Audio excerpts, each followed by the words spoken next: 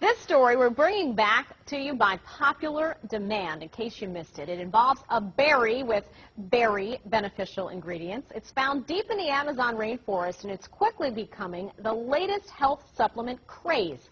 Karina Sullivan is here to explain, and today it's On Your Side Health. Karina, we've had an amazing response to this story. Why so popular? Lauren, people are crazy about the acai berry. It is chock full of antioxidants and is most often taken in juice blends. New York Times bestselling author Nicholas Perricone rates it the #1 superfruit in the Perricone Promise, helping you look younger and live longer. But there's more.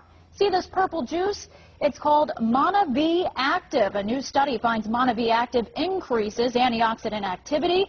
Those antioxidants able to penetrate cells, giving you the greatest health benefits and perks, improved healing, and a stronger immune system.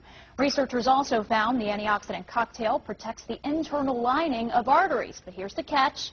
You have to drink 4 ounces a day. And the juices aren't cheap, typically about $40 a bottle. As for the acai berry, doctors say it has 10 times more antioxidants than red grapes.